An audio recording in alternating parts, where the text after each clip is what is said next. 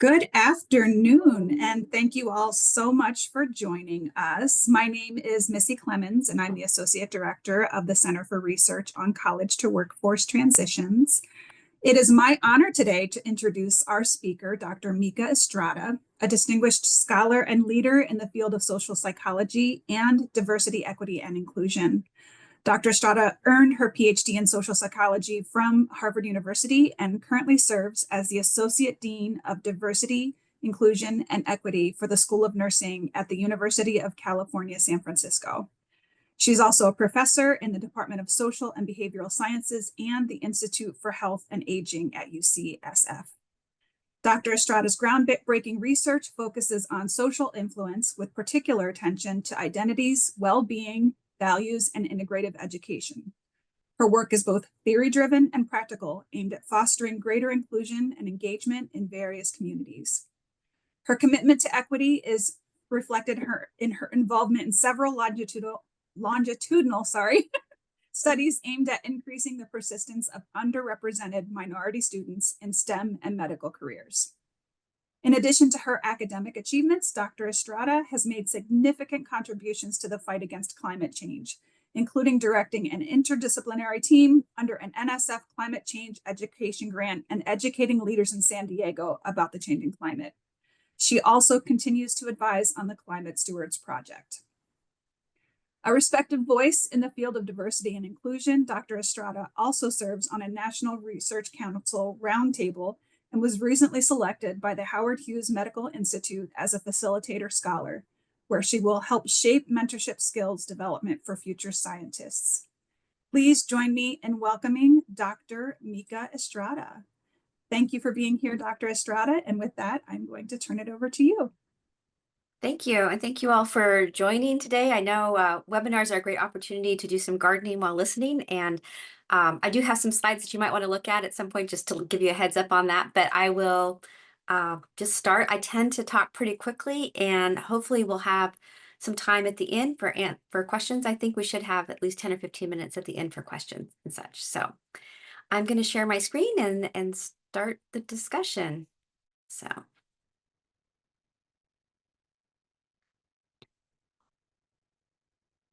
All right, I'm hoping everyone can see the slides. I think everything on here you probably already know. Just of noteworthy is that much of this research was funded by NIH, at NIGMS, at NSF, and HHMI. So I like to start my talks by kind of giving you an orientation to how I approach the work that I do. I think it helps maybe to frame why I ask the questions that I ask.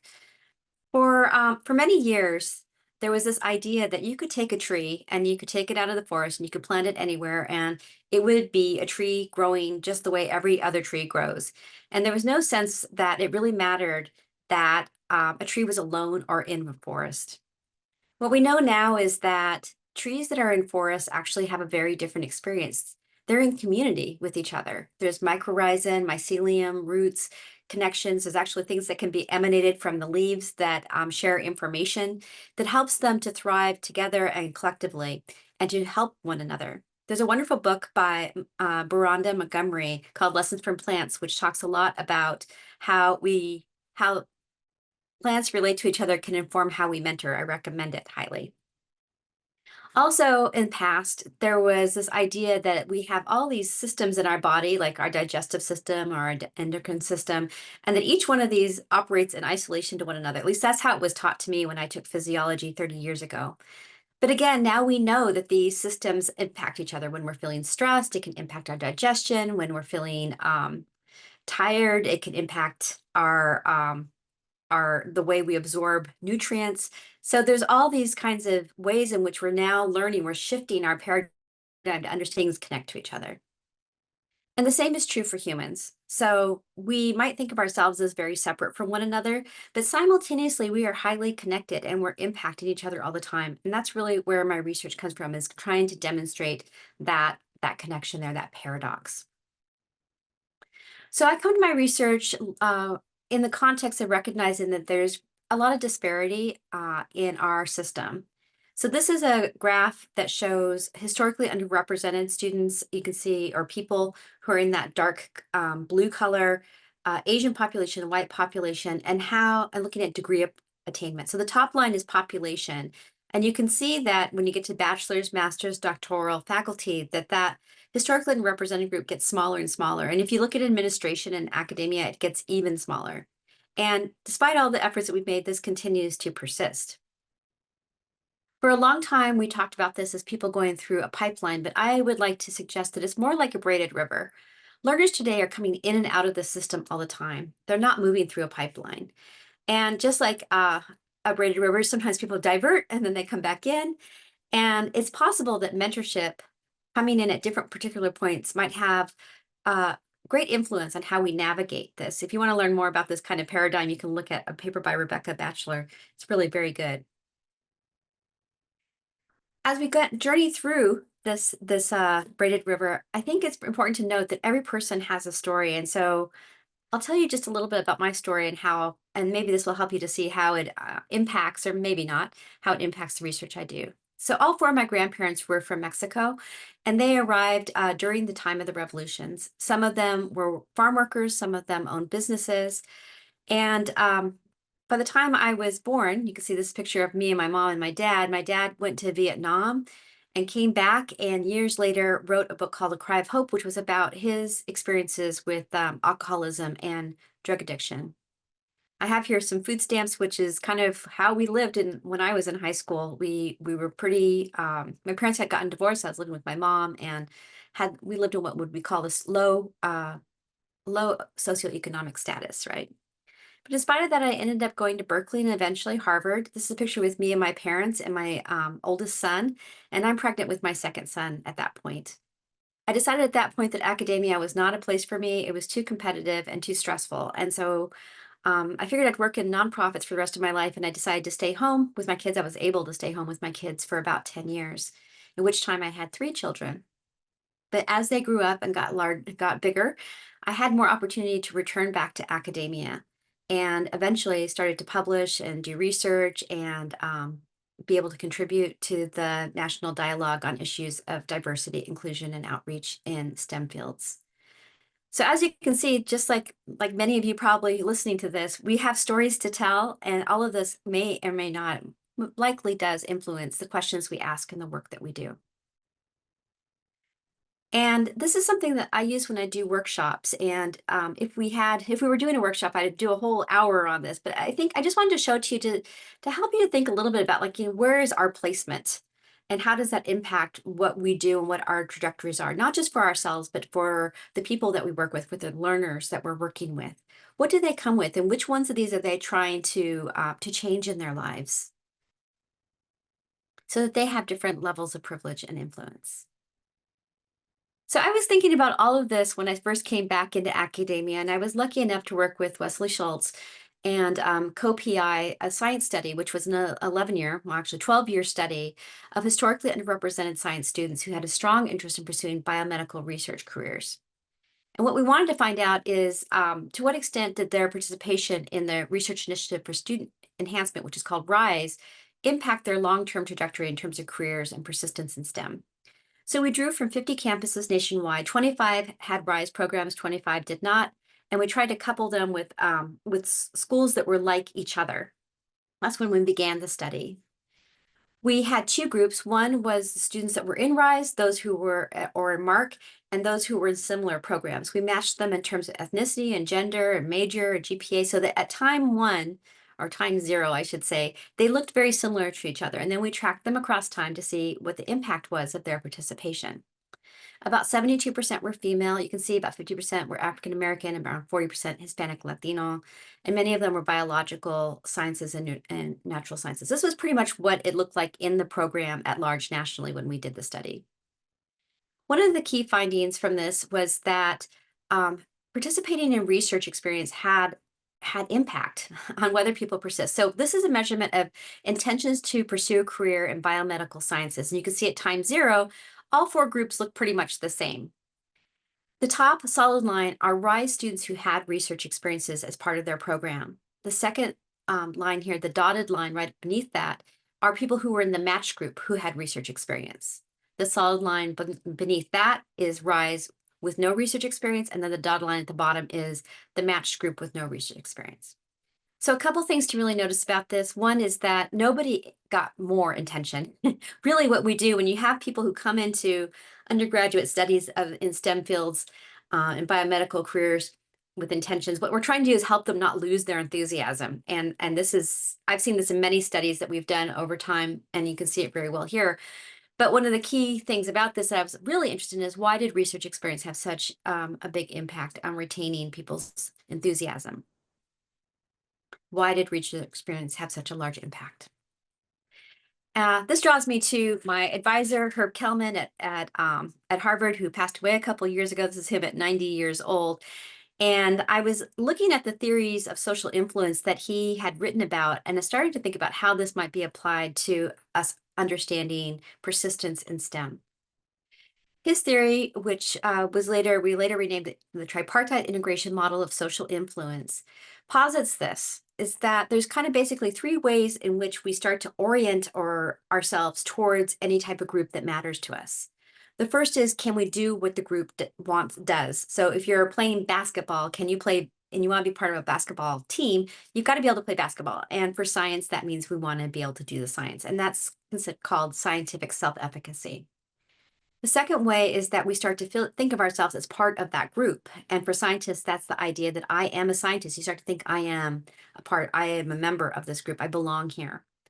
And the third level is the internalization of the values of the group, so that the values that the group has are also considered your own values. So when we're part of a group that can do what a group does, we feel that we are a member of that group, and their values are our values. That is the time when we will feel most connected to a group.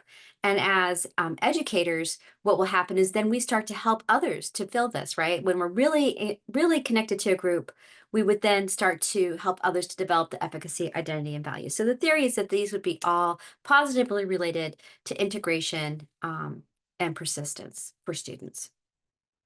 So what we found was that when we looked at efficacy, identity, and values for seniors in college, and then looked at to what extent do they want to persist in biomedical careers a year later, and we look at those all simultaneously, we do find that what uniquely predicts their persistence is the development of that identity and values. Now, self-efficacy is still highly correlated with people continuing on. But when we look at what are the driving forces, you can see that that identity element and values is really important for predicting people continuing. Because this was a nice longitudinal study, we could look to 4 years later after graduation. And instead of asking them what their intentions were, we looked to see where were they? What is the actual thing that they're working in? So are they working in STEM? Are they not working? Are they in medical careers? We also were able to look at what helps to build that efficacy, identity, and values. And what we found was that at least 2 semesters of research experience and quality mentorship both uniquely predicted efficacy, identity, and values, and that this scientific identity that one has as a senior or in their final year of their undergraduate education is a strong predictor of whether someone pursues a STEM career or not, and 4 years later. It did not predict medical careers, and I think that's because we would have to ask a different question about identity. Do you consider yourself a healthcare worker as opposed to a science identity? So you can see here that quality mentorship was really important. And by quality mentorship, we mean provide psychosocial support, instrumental support, and networking. And specifically, psychosocial support has to do with mentors being able to discuss questions or concerns regarding feelings of competency, advancement, or relationships with peers. They're able to convey empathy or concern for their mentees' feelings. They can encourage the mentee to talk openly about anxieties and fears. Those types of things. Instrumental support has more to do with being able to provide the nuts and bolts necessary to do the work that they're being asked to do. Networking has to do with connecting them to peers and colleagues within and outside the institution, and just overall satisfaction. So what can effective programs tell us about what contributes to persisting? That was the next question I wanted to ask in my research, and I collaborated with John Matsui and with the support and Lilibeth Flores, and looked at the Gifted Forward study. We started the Gifted Forward study, which is researching UC Berkeley's Biology Scholars Program. Now, this program is over 30 years old. It has lots of evidence of efficacy and success. And what they wanted to know more about is what's making this program work so well. So we looked at to what extent enthusiasm for the program activities, which had to do with advising, different kinds of webinars, different social events, and social connection, which has to do with how much would you miss the people that are in your program? How much time do you spend with them outside program activities, including the advisors and the faculty? How much these contribute towards developing efficacy, identity, values, and then again, looking to see how identity and values lead to persistence 18 months later. What we found when we did the structural equation model, and what's really important to take home from this slide here, is that people's enthusiasm for the activities is very important, but equally important and also contributing towards the development of identity and values is this social connection element. So we can all be doing the same thing in terms of how we work with students, but it's not just what we do, it's also how we do it. What is what is our relationship that we're forging in the process of doing this mentorship work or this connecting work with our students? Both are really important. And that was one of I guess, the magic sauce for a biology scholars program is that people felt really connected. So training and mentoring in ways that build social connection may be important, particularly for historically excluded and first generation scholars, which were all of the students. They were either first generation or historically excluded or both in the biology scholars program. Another study I'll share with you is, does culture make a difference? And this is a study we did with ACES, which is the American Indian Science and Engineering Society. They have a STEM mentorship, online mentorship program, which they started well before COVID happened. They were way ahead in doing online mentorship. And the program is called Lighting the Pathway. And this work was done in collaboration with Kathy Deerenwater, Lilibeth Flores, and Konoho Hosoda. Again, we were looking at the efficacy, identity, and values. How much do students integrate into their fields and how much do they intend to continue on? But this time we're looking at quality mentorship, and then specifically we wanted to look at mentor cultural knowledge. This is mentors cultural knowledge of indigenous ways of knowing. That was what we were focusing on. So to what extent do mentors understand indigenous ways of knowing and kind of the cultural norms of indigenous ways? And then there's the quality mentorship, which is the same measure that we've used with all the other groups. What we found was that for this group, which was mostly graduate students and postdocs, that the mentor having cultural knowledge of indigenous ways was really, really important for contributing towards the students developing a sense of scientific identity and scientific community values. And then the values was really important for persistence. Some of this might be, this value connection to persistence might have to do not only with this being a unique group of Native Americans, but also that these are people who are further along in their career. And we do find in other studies as well that when people are getting to the point where having to make a decision about their careers towards the graduate student postdoc level, values becomes really important guiding force as to whether or not to do the work or not. If the work doesn't seem valuable, even if they feel they can do it, even if they feel like they could fit in, people don't always persist. So this might be an artifact of the fact that these are older students, but it also might just be that being able to combine science, traditional science, and native ways of knowing, and having a mentor who can help navigate that combination might be really, really important for Native scholars. So after doing all this research, I really came to a point where I wanted to understand what gives elevation or ease to the flow. What are some of the things that we can do in our context, given that we're all different, we have many different kinds of learners. What are some of the things we can do in the environment that would help everyone to be able to find their way down in their careers? This led me to some of the work I was doing with so I was a member of the Advancing Anti-Racism, Diversity, Equity, and Inclusion in STEM organization report, which if you want it, the link to the report here is, all you have to do is follow this little link here and you would QR code and you can find it. But I want to focus on one of the recommendations that they made, which is to develop interpersonal environments and institutional norms that promote inclusion, dignity, belonging, and affirmations of kindness. And this is really the direction that my research has gone in more recently, to think about how do we develop environments and institutional norms that help to promote the things that really seem to help students to persist. So we want to talk about strengthening positive connections and kindness. And this is something that we make choices about every single day. So I want to pause for a moment and have you take a moment with a pencil, or you can type it if you want to, and recall a time when someone was kind to you in a professional life. And can you write for just 1 minute about what happened, where it happened, and how you felt? And the more details you have, the better it will be in terms of being able to move on to the next thing. And I'm going to actually ask you something to put in the chat after. So I'm going to time a minute and go ahead and start writing. Okay. Hoping you can wrap up just a little bit here. So I would like you to put in the chat, how does your body feel after thinking about kindness? And I'm going to look and wait and hope that somebody's out there and we'll write something in there. I can't see you all, so I'm just going to trust that that you're there.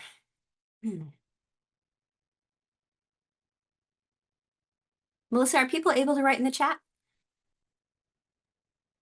They should be able to, but if you are not able to, will you please let me know? There we go. Yay, There we one. go. Yes. Thank you. Uplifted. We're here. Oh, good. Lighter, relaxed, softened, less stressed. I'm glad you're there. You know, it's really crazy. You talk to the screen and you can't see anybody. So it's glad to know you're there. Exude positivity, inspired to act kind, happy, warmth in my belly. Yeah. Okay. So, oh, light. Yeah, that's a good one too. So I asked you to do this because I think you can talk about this all theoretically, but when you actually kind of experience it, you can feel a sense of why kindness might be really important, right? So I think that most commonly when we think about kindness in a time when someone was kind to us, there's a certain amount of, I don't know, we feel safe when someone is kind to us. We feel like they're not threatening us. And that allows our systems to relax a little bit. The opposite of that is threat, right? And we know a lot about threat. Anybody who has done any courses in psychology has heard about threat. That threat can lead to flight and fight and freeze and possibly appease. And there's also been a lot of research showing how this kind of state of threat and the state of our cognition and emotion can influence each other. So we know that there's research showing that belonging matters, that it impacts our cognition, our processes, and motivation. Research looking at how the brain basically lights up shows that being left out hurts in the same way that physical pain. It's actually in the same area of the brain. So when we feel physical pain, the part when we feel left out, those are the same things that we feel distressed, and it hurts, right? Emotional states can influence our decision making and problem solving. They impact our processing because fear restricts focus. It impairs our cue utilization. It reduces problem solving performance because we we go into that frozen mode. It can impact anxiety and worry, which directs our attention towards the thing that is threatening. And it can impair assimilation. That means how we remember, how things get into our brain and stay, right? So positive affect allows for more elaboration, more material, and new associations to be made. And when we have in a state of negative affect, the opposite occurs. So we know that emotion and cognition are dancing together, and we know a lot about threat, but we know less about what the positive elements are, which I think is kindness. So I started a study about 2 years ago. Kanoho Hosoda and I, who was my postdoc, but now she's just gotten a new assistant professor position. She's just moved on. I'm going to tell you about a paper that just got accepted for publication.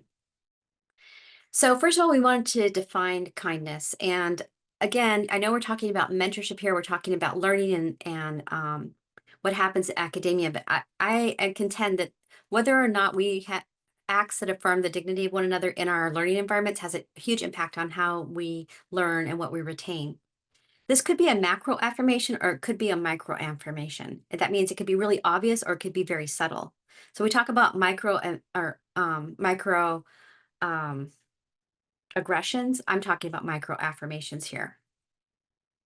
So when I say that it affirms dignity, the next question people always say, well, what is dignity? So I draw from the work of Donna Hicks. She wrote a book a couple years ago on dignity. And these are some of the elements she says we feel when we receive kindness. And you can imagine what would it be like This is the way you felt when you went to work or when your students were learning. They felt free to express authentic self without being negatively judged. Efforts, thoughtfulness, and talents were positively recognized. Feelings, concerns, and experiences were acknowledged as valid. Others conveyed you were included. Others' actions made you feel safe with them. You were treated kindly. Your choices were respected. Others made an effort to understand you. You were given the benefit of doubt. That's one of the ones that often people of color say is missing. And you receive an apology when dignity was violated. So this is how we're measuring receiving kindness. And we also had a measure for acts of kindness, which are exactly the same things, just you're doing them as opposed to receiving them. And I do want to separate kindness from the ideas of altruism and helping. So altruism is considered behaviors by animal or person that is not beneficial to, or maybe harmful to itself, but that benefits others of its species. And helping, there's a lot of research on helping. One of the things is that these are not equal to kindness unless it affirms the dignity of another person. So if somebody's trying to help you and it makes you feel like they're helping you because you think they think you're incapable of doing something, that would not be affirming your dignity, right? If somebody has to be helping in a way that makes you feel like they believe in you, then it's a kindness. So altruism and helping are only kindnesses when they affirm the dignity of another person. Otherwise, they would not be a type of kindness. So in this study, we had 182 participants. Most were working in academia, most were faculty in academia and in STEM. We had a pretty large percentage that were female, and you can see ethnicity. We had a pretty good representation of Latino and Native American scholars and historically underrepresented people, and age range was all over the place. So with this, we looked at measurements of well-being, self-reported stress levels, how much a person received kindness, how much they gave kindness, and how much they identified with their institution. And when we looked at just straight correlations, what we found was that to the extent that people identified with their institutions, they reported greater well-being and less stress. And you can see people who received kindness reported more identification with their institution, higher well-being, and less stress. So I do want to say that this was all collected at one time. This is correlational, not causational. We don't know which direction it goes in, but we did do a structural equation model just to see what explained the data best. And this was the model that really made the most sense. That people who receive kindness in their institutions that they're working in are more likely to have institutional identity, feel like they belong, feel like I am part of this institution, and that they're therefore more likely to experience well-being. And interestingly, it does not necessarily mean when you have good institutional identity that you will have reduced stress. But in spite of the stress, you still will have the well-being. So if we're trying to change our institutions, if we're trying to create a different culture, one of the things that we can do, I think, to improve everyone's overall experiences is to make sure people are receiving kindness. And like I said, that one was all taken at one time period. So we don't know what's causing what, but this is a study that I published in 2018 on micro affirmations, which is, and in this is with students. And what we did find, given a time element, is that people who received micro affirmations were more likely to develop scientific identity at time 2 and eventually have greater intentions to persist in time 3. So this does indicate that perhaps the model that I showed you before might have some causal elements, but of course we'd have to collect information across time in order to be able to say that for sure. Okay, so I've been talking a lot about the research I've been doing, and what happens is I used to just kind of finish my presentation here.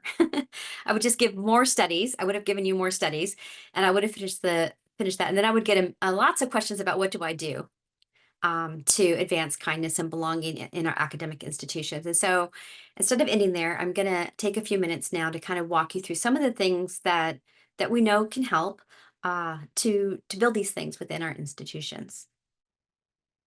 So the first thing is to recognize scholars are a whole person. So traditionally, when we think about a person, right, they have the heart, the mind, the body, the spirit, but academia has traditionally really focused on the mind. That is, how do we get knowledge into somebody's head? And to a certain extent, kind of ignored these other pieces.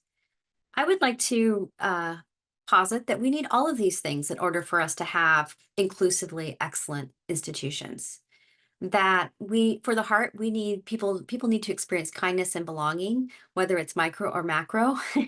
Belonging experiences across, and it needs to be equal across all demographic groups. It's not, can't be just some people are experiencing it and some people aren't. We need all people, no matter how, what group they come from, what life experiences they have, to be able to experience this. In terms of the mind, we want curriculum, mentorship, training programs that include best practices for enhancing learning for all people. And that means having representation in terms of who they're reading and who are the role models and who and that the knowledge is relevant for everybody, not just for some groups. In terms of representation, I don't think there's anybody I know who doesn't walk into a room of strangers and kind of look around and glance to see if anybody like them is in the room. That's a very common practice. I think it's an ancient practice for us in terms of figuring out whether we're in a safe environment and not. So representation matters, and diverse representation in administration, faculty, staff, and student body, I think, is always ideal. And then last, for the spirit, there's creativity and meaning making. I truly hope that we provide more and more opportunities for creativity and meaning making for our students across all demographic groups on our university campuses. If you want to learn more about how to humanize our education system, there's a wonderful website that has on how to humanize online teaching, but it also has a lot of ideas that could be used in the classroom, even if you're not teaching online. I recommend going there to learn more.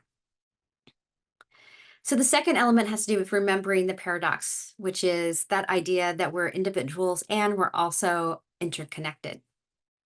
One of the studies that we're doing right now is testing whether or not uh, having students move through and fill out kind of this professional ecosystem map helps them in the long run in terms of feeling more connected. So this is the idea of kind of that we don't just have one mentor, but we have many mentors. We have some people that help us get our job done. They provide an intellectual community and professional development opportunities.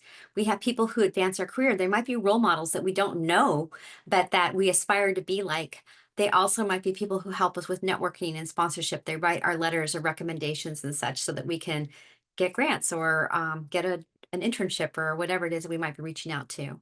And then lastly, we need people who support our personal well-being, that perhaps people who share our values, who we feel they make us feel belonging and kindness, and they're safe space. They're people who we can tell our truth to and be authentic with.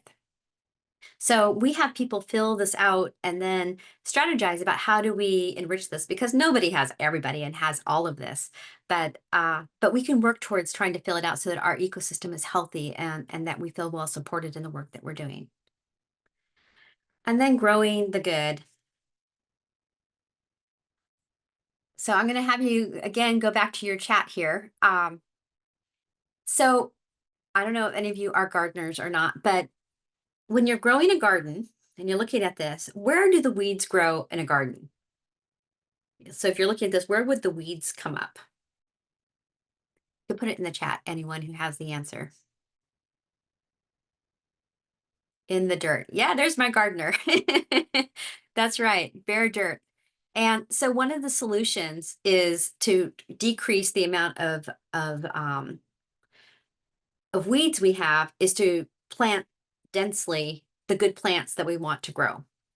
And I think that we can use this to help us understand what to do in our own institutions, because for a long time, there's been a focus on pulling out all the weeds, right? Let's pull out discrimination and prejudice and racism. And of course, we need to pull those. We don't want those things, right, in our institutions and in our labs and in our classrooms. But if we don't actually grow the good stuff, it doesn't, it's just going to come back, right? We have to be able to grow the good stuff. And what does it mean to grow the good stuff? So as Associate Dean of Diversity, Inclusion, and Outreach at the School of Nursing, we have been focusing on 4 different elements for growing the good. So one is to increase the demographic diversity, that is the diversity of our faculty, of our staff, of our students.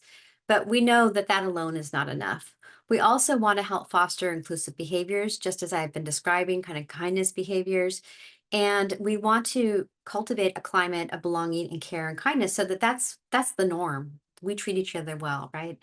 And lastly, to establish equitable organizational structures. That is, having policies, practices, procedures, and values that are in alignment with this. Now, the theory is that by changing structures, that hopefully changes our climate. It helps to promote good behaviors. It helps to sustain demographic diversity and grow it. So these things work in relationship to one another, but they help together to build kind of the positive that we want to have more of in our institutions. Another way of thinking about this is that uh, so students are, let's say, the plants here, not all the same. They come with different backgrounds, right? Different stories, as I talked about at the very beginning. We know in order for students to thrive, they need at least to have, food, housing, security, the tools, maybe a computer. Physical and mental health helps, and community. But we also know that as mentors, we help probably in many ways, and as teachers, we can help in terms of the curriculum, their lab experiences, maybe their clinical experiences, if you have clinical work that they're doing, co-curricular practices. And then I think the thing that we're contending with a lot right now is not only just the overall climate of our institutions, but weather. And by weather, I mean current events that come in and kind of can disrupt and really call into question what are we doing, and how do we find our footing again? As with COVID, right? It came in and it left a blueprint. Although it's changed a lot in the last couple years. So again, when we think about that paradox of being alone and apart, this kind of shows that the complicatedness of that, or the complexity of that. And all we can do is figure out, where do we fit into here, and what are we called to do, and how do we do that better for the prevention or for the promotion of a more positive experience for everybody in our institutions. So, in summary, I want to say that kindness and connection matters in mentorship and in academia. It relates to identification with our disciplines or our institutions. It communicates belonging. It relaxes the nervous system. It increases a sense of well-being. It optimizes cognitive functions, and it reduces suffering, which I think is what we all would like to do, is reduce the suffering that we're having. It's good for learning. It increases our integration, our well-being, and our connection, which is what we need during times of stress. Connection is really important during times of stress, to know that we're not alone.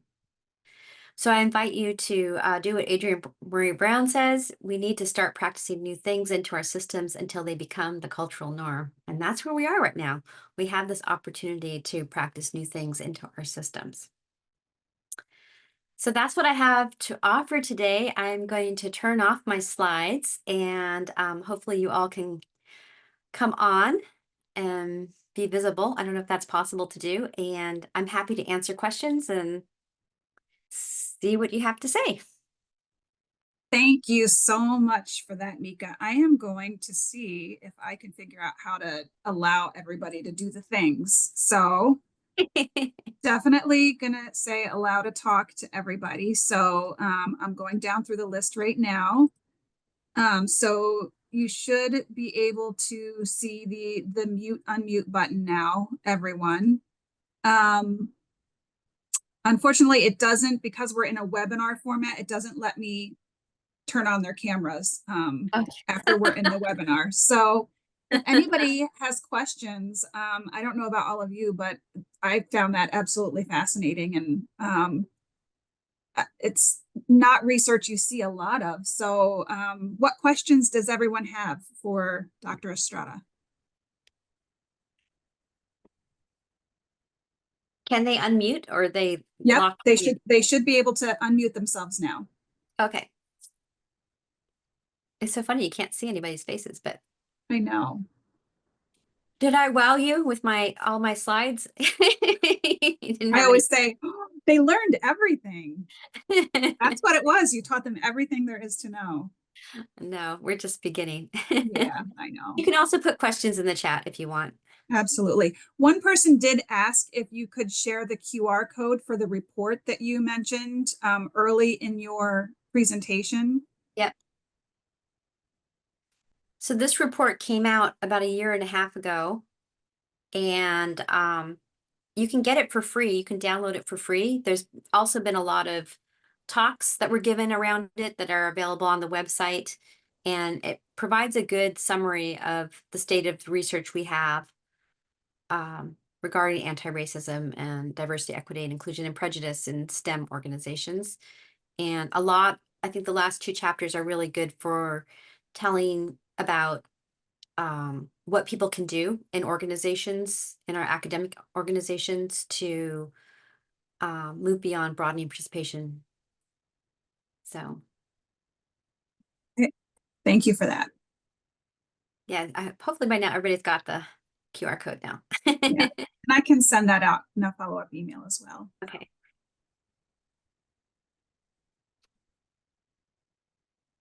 Any other questions? People tend to get shy on webinars, I think.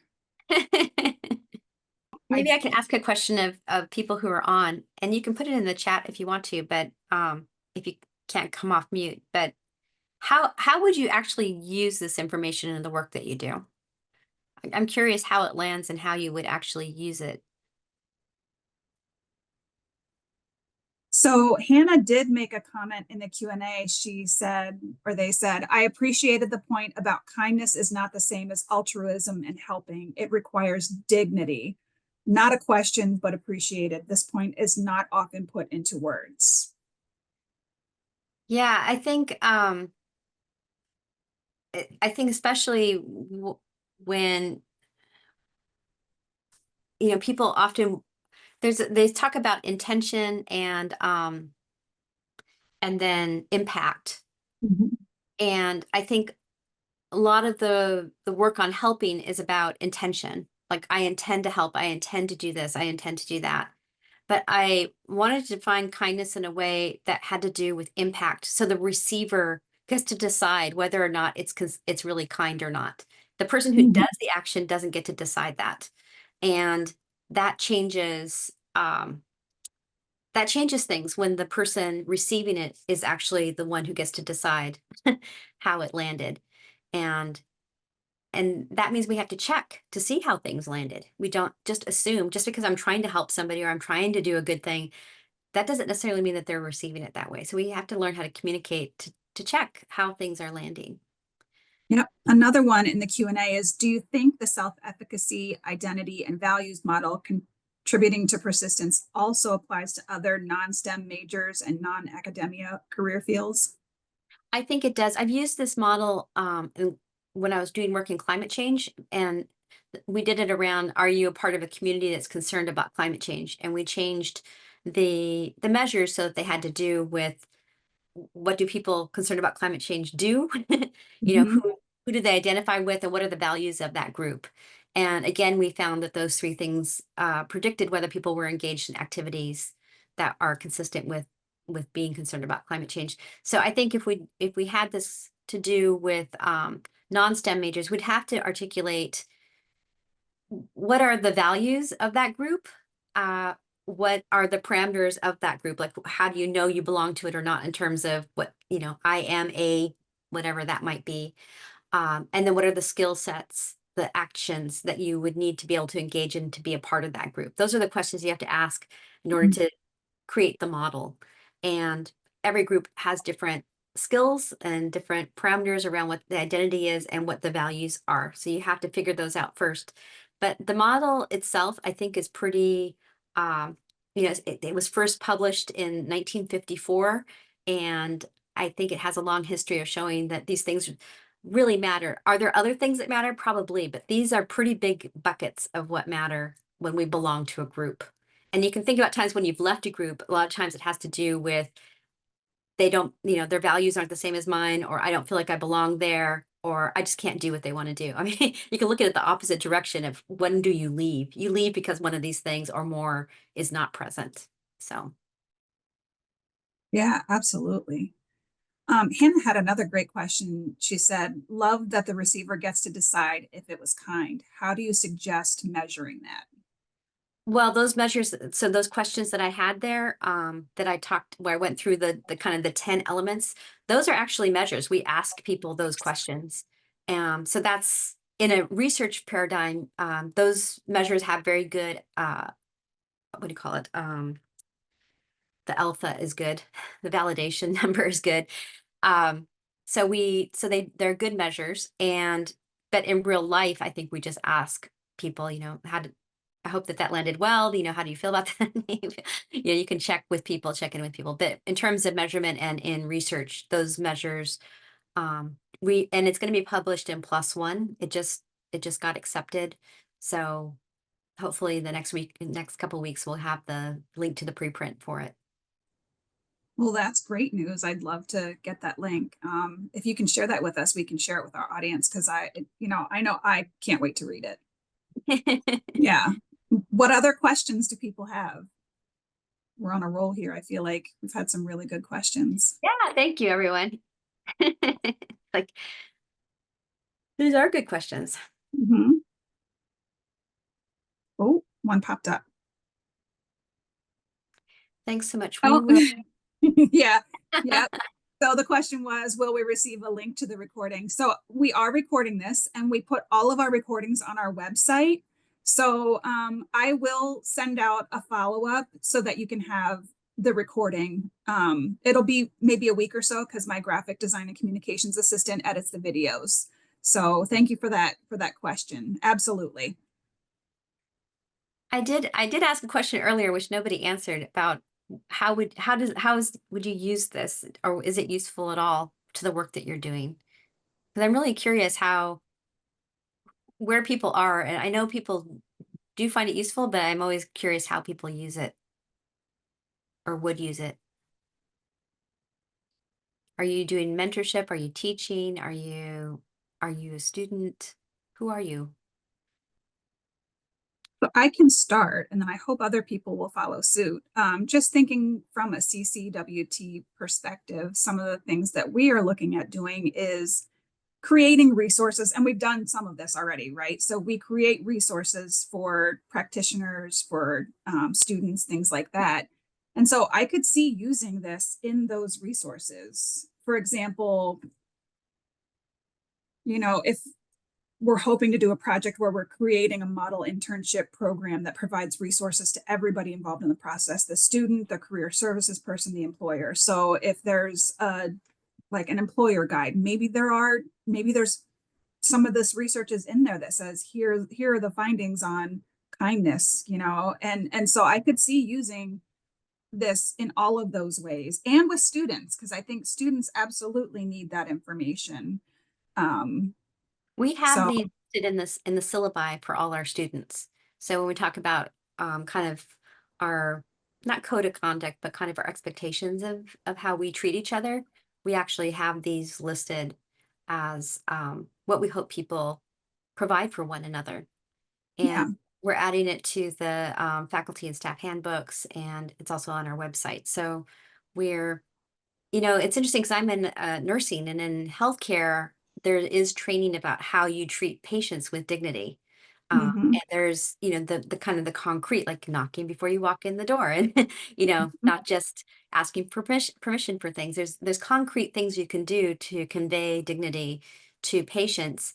And it's interesting to think about, well, how do we do that in an academic setting? What are the actual behaviors that we engage in that convey that we affirm each other's dignity, not just patients, but each other's as learners or as colleagues in our education system. And that's our challenge, and our opportunity really is to start to think about how do we do that in a very concrete way. So we're using it in lots of different places, and we do an annual survey to see impacts, and we did find an increase in people feeling like they're experiencing these things in our institution in the past year, which was pretty exciting. Yay, that is exciting. Yeah, so it's possible to make changes, I think. Yeah, I think so too.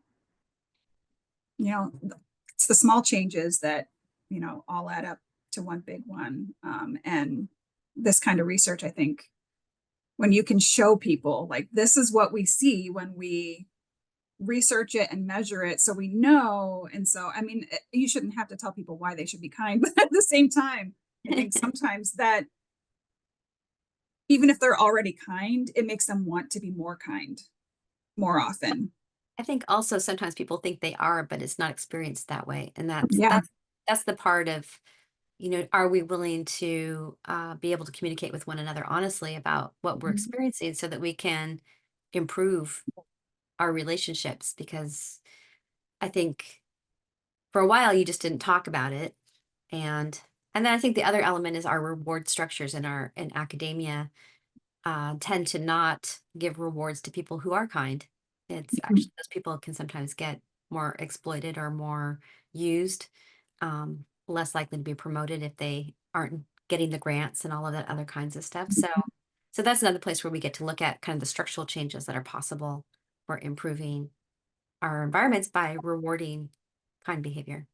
Mhm. So, well, I have a feeling that there's just people don't have questions. I don't I've think never given so. a talk So where no one that's has okay. questions. We can give everybody 6 minutes back. So thank you, everybody, for joining us. And thank you, Dr. Mica Estrada, for your time today. And like I said, I will email the link out to everybody. Please don't forget to fill out the evaluation. That should pop up on your screen when we end. So thank you, everyone. Have a good afternoon. Thank you. Bye.